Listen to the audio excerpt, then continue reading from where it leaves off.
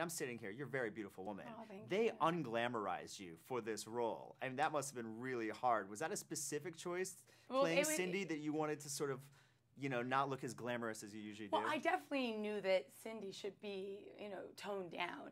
But Henry was like, I don't want any makeup. And it was hilarious because sometimes the makeup artist on the film would usually be like, well, let's just put a little touch. He'd come to see me. He was like, he'd just get on my face. Right. He would rub it all off. Rub it right off, yeah. Because I see the team I'm that like, you have around you here, so. None of that. He would just be like, he'd just wipe my face with his hands. And sometimes he'd see me right when I got to set with my hair wet. He's like, don't touch your hair. Don't go to hair and makeup.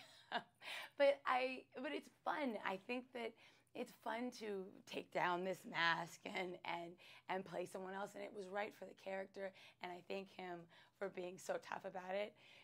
Did that help you get into the role and really create the character? Absolutely, because that's who she was. She was this woman, and she's at home, and I certainly don't wear makeup at home, and I'm in my sweats and a big baggy t-shirt at home, and that feels right, and even more right for Cindy Hall and the life that she's living, and the amount that she is at home by herself, alone, and that you can even create this relationship online, something that starts as a friendship and then sort of becomes a little bit romantic, and yet you're doing it in, you know, big pajama pants and your husband's t-shirt.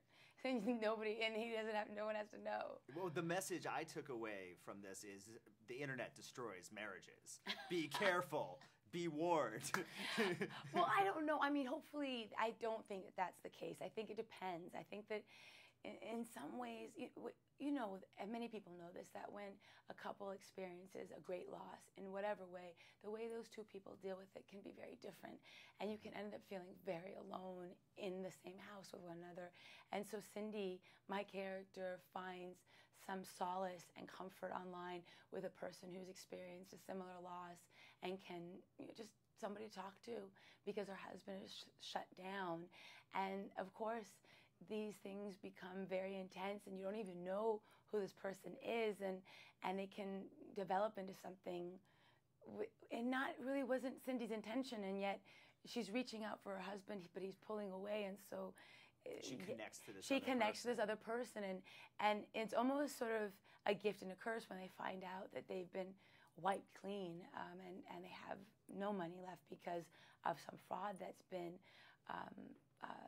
that has happened to them, and then discovering that it's because of this relationship, or thinking it's because of this relationship she's formed online, which is the scary thing, is that we don't realize that if you like have a camera, if you can see out, they can see in, and people have the ability to see you write in your passwords for everything, and understand the way it's it is a bit of a cautionary tale, but it's also saying we are living in this age. You know, this movie's about relationships in the day and age we live in, and we'll all look back at it when we're grandparents and great grandparents and know that we were on the beginning of something brand new for us as a human race around the world, where your grandmother now is online. Before it wasn't. She was like, "What's that old thing? Help me to learn the computer."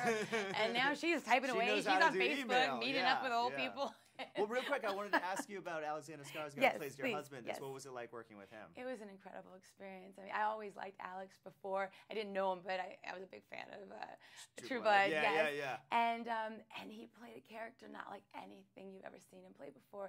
And he really dug in, and he became this man. And it was a very intense, fast relationship that we had, but it just worked. And I mean, as actors, we do our work alone, and you create your character, and then you come together, and you can only hope that it clicks and it works, and hopefully people, you know, feel that it does. Is it but weird it felt like it when you see the whole movie, and because you and Alex are really almost in your own film, yes, and then you see the full movie, and you're like, oh wait, Jason Bateman's in this, I know, and this guy's in this, and well, that's how that was sort of the schedule of it, is that we would shoot these intense, 12 days together, just every day.